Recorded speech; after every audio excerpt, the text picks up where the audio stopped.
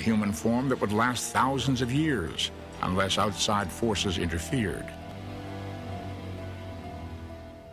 When you're in a country where you're burying people mostly in shallow graves in sand, which are easy to dig up, you have wild animals who come to look for a snack in the necropolis. After Grandpa has been dead and you come back to the tomb, you discover that he's lying on the ground sort of looking at you.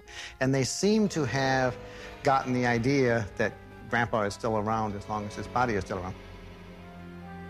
The ancient Egyptians embraced the natural preservation process by first trying to explain it and then by trying to emulate it. Here is where funerary preparation began.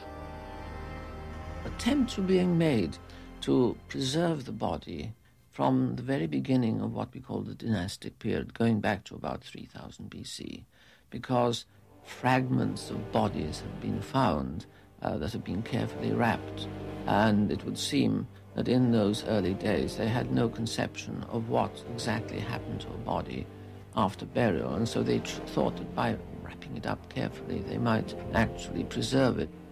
Early experiments at preservation failed. The secret of natural mummification was dehydration, caused by a combination of sun and sand against the skin. But when the body was covered, it no longer dried out, so it decomposed.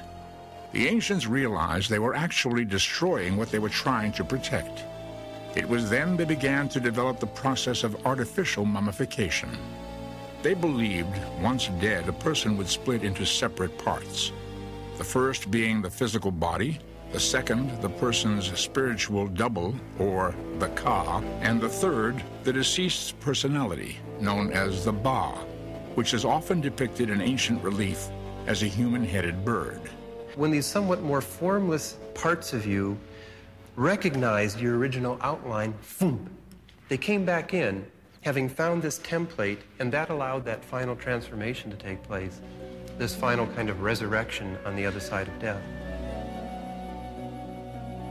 This final transformation enabled the reunited Ba and Ka to become what the ancient Egyptians called an Ak, a glorified being of light. For the ancients, mummification was essential for the dead to complete this final transformation. They hoped to preserve the physical body through the artificial process, and they hoped to preserve the spiritual aspects through prayers and offerings.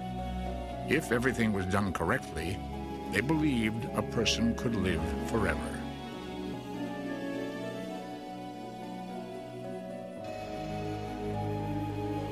A whole industry grew out of the